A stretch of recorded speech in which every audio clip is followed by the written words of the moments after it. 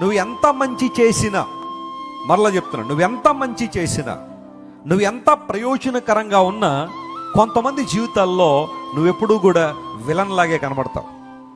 వారి బాగు కోసం నువ్వు ప్రయత్నం చేసినా, ఎంత మేలు చేసినా, కొంతమందికి నువ్వెప్పుడు కూడా కష్టంగానే కనబడతావు.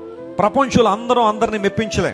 నిన్ను నిందించే వాళ్ళు ఉంటారు, విమర్శించే వాళ్ళు ఉంటారు, నిన్ను ఎండగట్టే వాళ్ళు ఉంటారు. బహుశా కారణాలు ఏమన్నా ఉండొచ్చు, నిన్ను కిందకు లాగాలనే ప్రయత్నం చాలా మందిలో ఉంటుంది. మన దేశంలో అలాంటి ఇంకా ఎక్కువగా పుష్కలంగా ఉంటాయి. ఈ సమాజం ఎలాంటిదంటే కొన్ని సందర్భాల్లో నీ కష్టాల్లో ఉన్నప్పుడు, నువ్వు కష్టాల్లో ఉన్నప్పుడు నీ మీద రాళ్ళు వేయడానికి వస్తుంది, కానీ సమాజం నువ్వు ఇబ్బందులు ఉన్నప్పుడు నీకు సహాయం చేయడానికి మాత్రం రా. ఆ కష్టాల్లో నువ్వు ఉంటే ఆనందించాలనే ప్రయత్నం చాలా మందిలో ఉంటుంది. సైనికుని చేతుల్లో ఒక చేతిలో కత్తి ఉంటుంది, లేదా ఖడ్గం ఆయుధం ఉంటుంది, మరొక చేతిలో ఏముంటుంది, షీల్డ్ ఉంటుంది. ఆ కేడము శత్రు బాణాలను ఆ వస్తున్న ఆ విధానాన్ని గమనించినప్పుడు, దాన్ని అడ్డుపెట్టినప్పుడు ఆ దెబ్బలు లేకపోతే ఆ యొక్క భారం అంతా అధిభరించి దాని వెనకాలన్న వ్యక్తికి ఏమిస్తుంది, భద్రతనిస్తా ఉంది. దేవుడు మనకు కేడమై ఉన్నాడు.